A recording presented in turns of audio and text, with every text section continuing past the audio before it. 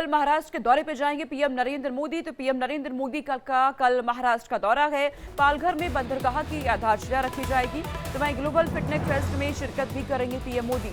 मंत्री सर्बानंद ने तैयारियों का पूरा जायजा यहां पर ले लिया है। कल महाराष्ट्र के दौरे पर पीएम नरेंद्र मोदी रहने वाले हैं। बेहद अहम उनका दौरा। अपने इस दौरे के दौरान पीएम मोदी पालघर में बंदरगाह की आधारशिला को रखने वाले हैं और साथ में ही ग्लोबल फिटनेस फेस्ट में वो शिरकत भी करने वाले हैं।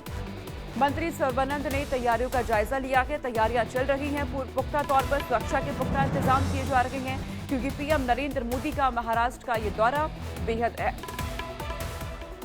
वही आगे रुक करते हैं। एक और बड़ी खबर इस वक्त की सामने आ रही है हरियाणा से। हरियाणा विधानसभा चुनाव से जुड़ी ये बड़ी खबर है।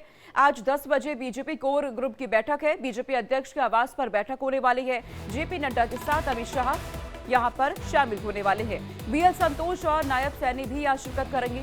सीसी की बैठक से पहले उम्मीदवारों पर मंथन किया गया है। हरियाणा विधानसभा चुनाव से जुड़ी ये बड़ी खबर सामने आई है। आज 10 बजे बीजेपी कोर ग्रुप की बैठक होने वाली है। समय तय हो चुका है। बीजेपी अध्यक्ष के आवास पर यह बैठक होगी। जेपी नड्डा के साथ ही अमित शाह भी इस बैठक में मौजूद रहने वाले हैं। साथ में ही बीएल संतोष भी यहाँ पे रहेंगे। नायब सैनी भी यहाँ पे रहने वाले हैं। सीसी की बैठक से पहले उम्मीदवारों पर मंथन होगा। हरियाणा में किस सीट से किस उम्मीदवार को उतारा जाए, इस पर अब मंथन बीजेपी की तरफ से किया जा रहा है।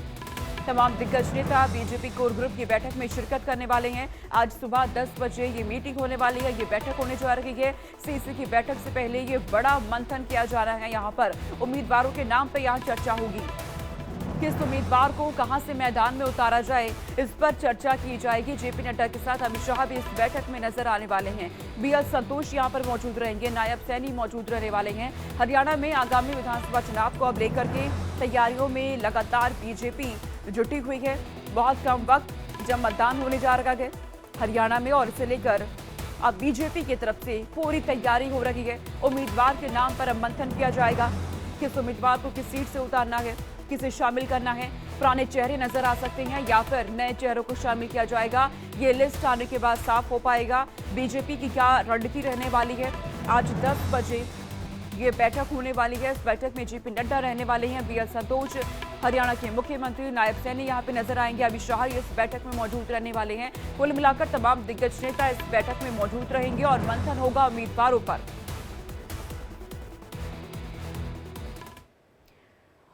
वहीं हरियाणा विधानसभा चुनाव से जुड़ी एक और बड़ी खबर सामने आ रही है। ये बड़ी खबर है कांग्रेस की स्क्रीनिंग कमेटी की आज एक बार फिर बैठक है। दिल्ली में स्क्रीनिंग कमेटी की ये दूसरी बैठक होने जा रही है। तो कांग्रेस की तरफ से लगातार बैठकों का दौर जारी है। कांग्रेस की स्क्रीनिंग कमेटी की एक बार फिर से आज बैठक होने वाली है। दिल्ली में ये बैठक होगी जिसमें हरियाणा विधानसभा चुनाव को लेकर चर्चा होने वाली है। हरियाणा की विधानसभा चुनावों को लेकर कांग्रेस भी लगातार एक्टिव पूरी तरह से तैयारियों में जुटी हुई है। ग्राउंड स्तर पे काम हो रहा है। कार्यकर्ताओं से कांग्रेस की जो टॉप लीडर हैं वो मुलाकात कर रहे हैं और अब दिल्ली में स्क्रीनिंग कमेटी की दूसरी बैठक होने जा रही है।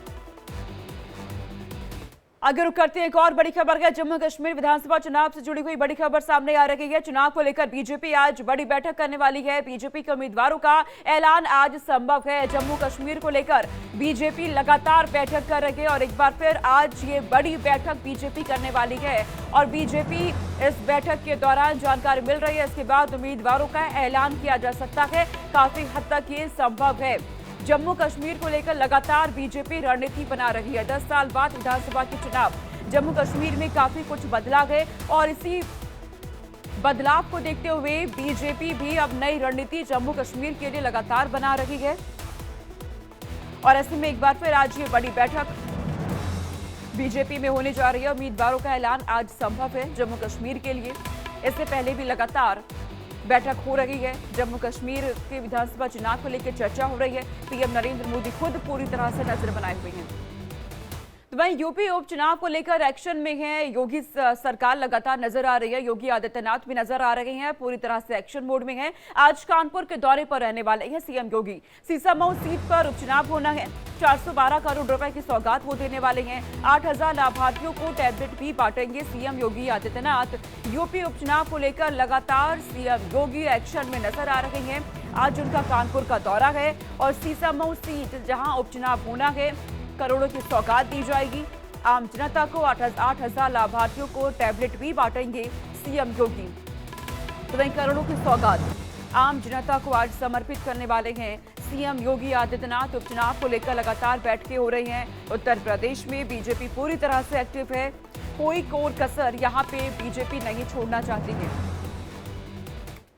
तो वहीं आपको बता दें, उत्तर प्रदेश की योगी सरकार ने नई सोशल मीडिया पॉलिसी को मंजूरी दे दी है। डिजिटल मीडिया पॉलिसी ने नए रोजगार के अवसर पैदा अब कर दिए हैं और आगे होने भी वाले हैं। इसके साथ ही सोशल मीडिया पर अफवाह फैलाने वाले तत्वों पर कठोर कार्रवाई की जाएगी, ये साफ कर दिया गया है।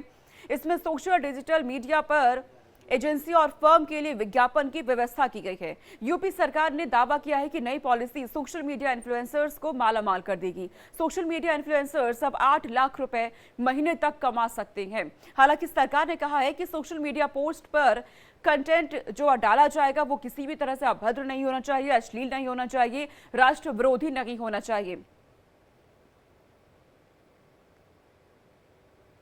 उधर यूपी के गाजियाबाद में कल की पीठाधीश्वर आचार्य प्रमोद कृष्णम ने जनधन योजना पर पीएम मोदी को बधाई दी है और कहा है कि इससे गरीबों को सीधे तौर पर फायदा होने वाला है।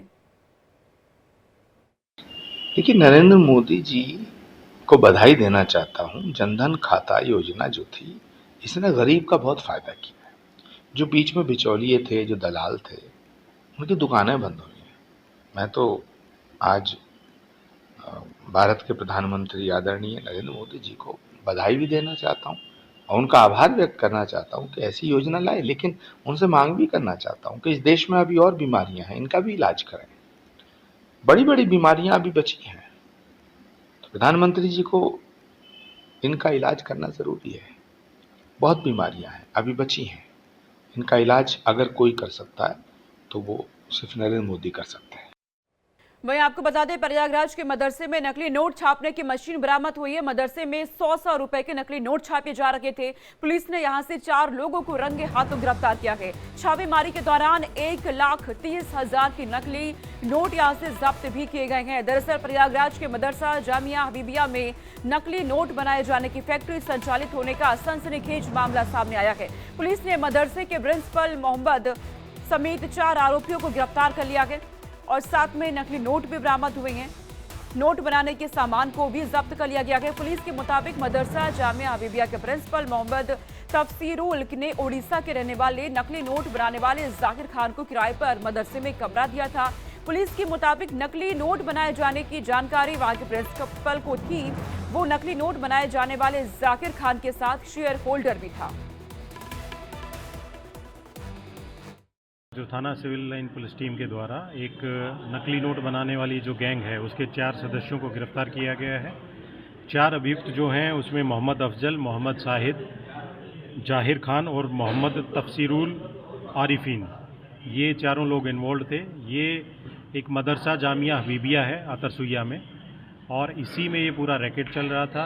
जो मोहम्मद तफसीरुल हैं, ये इसी मदरसे के मौलवी प्रिंसिपल थे, और जाहिर खान जो इसका मेन मास्टरमाइंड है, दोनों ये उड़ीसा के रहने वाले हैं। पिछले 5-6 साल से इसी मदरसे में ये दोनों रह रहे थे और इनके द्वारा ये जो नकली नोट बनाने की जो कार्रवाई इनके द्वारा यहाँ पे की जा रही थी। और इस मदरसे में अलग से इस प्रिंसिपल ने इनको रूम दे रखा था। वहीं पे सारा प्रिंटिंग का काम, फिनिशिंग का काम, कटिंग का काम वहीं पे होता था और वहीं पे ये नोट तैयार करके फिर मार्केट में बेचने के लिए लेके जाते थे। वहीं बड़ी खबर अब सामने आ रही है। निर्वाचन आयोग ने नोटिस जारी किया है। हरियाणा बीजेपी अध्यक्ष को ये नोटिस भेजा गया है। आचार संहिता के उल्लंघन का ये पूरा मामला है। चुनाव प्रचार में बच्चे का इस्तेमाल किया गया। शाम तक बीजेपी अध्यक्ष दाखिल करेंगे अपना जवाब इस नोटिस पर। आचार संहिता के उल्लंघन का ये पूरा मामला, चुनाव प्रचार में बच्चे को इस्तेमाल किया गया और इसी को लेकर अब नोटिस जारी किया गया है। निर्वाचन आयोग की तरफ से हरियाणा बीजेपी अध्यक्ष को ये नोटिस जारी हुआ है। वहीं आपको बता दें, प्रदूषण को लेकर दिल्ली सरकार अब एक्शन में नजर आ रही है। प्रदूषण को लेकर दिल्ली में काम किया जा रहा है। दिल्ली सचिवालय में राउंड टेबल कॉन्फ्रेंस होने जा रही है। इस कॉन्फ्रेंस के आधार पर विंटर एक्शन प्लान तैयार किया जाएगा। दिल्ली में प्रदूषण को कम करने में मदद मिलेगी। कॉन्फ्रेंस में कई पर्यावरण विशेषज्ञ शामिल होने जा रहे हैं। दिल्ली में प्रदूषण को लेकर, पॉल्यूशन को लेकर ये बैठक होने वाली है। जैसे कि सर्दी के दिन आते हैं, ठंड के महीना आता है, दिल्ली में पॉल्यूशन ही पॉल्यूशन नजर आता है। ऐसे में इससे पहले ही दिल्ली सरकार एक्शन में है। एक और बड़ी खबर सामने आ रही है। बृजभूषण शरण की याचिका पर आज सुनवाई है। दिल्ली हाईकोर्ट सुनवाई करने वाला है। यौन उत्पीड़न का पूरा केस है। इस मामले में सुनवाई होगी। महिला पहलवानों ने संगीन आरोप लगाए थे बृजभूषण पर। आपराधिक कार्यवाही खत्म करने की मांग रखी। निचली अदालत के आदेश को रद्द करने की मांग हो रही है और हाईकोर्ट में आज सुनवाई होने वाली है। दिल्ली हाईकोर्ट सुनवाई करेगा। यौन उत्पीड़न केस के मामले में ये सुनवाई है। बृजभूषण शरण सिंह की याचिका पर आज ये सुनवाई है। महिला पहलवानों ने दरअसल संगीन आरोप लगाए थे बृजभूषण पर। आपराधिक कार्रवाई खत्म करने की अब इस याचिका में मांग रखी गई है। बृजभूषण की तरफ से निचली अदालत के आदेश को रद्द करने की मांग की गई है। तो दिल्ली हाईकोर्ट में ये सुनवाई अब होने जा रही है। बृजभूषण शरण सिंह की याचिका पर आज सुनवाई होगी। ऐसे में दिल्ली हाईकोर्ट की तरफ से क्या टिप्पणी की जाती है ये देखना होगा, क्योंकि महिला पहलवानों ने संगीन आरोप लगाए थे बृजभूषण पर।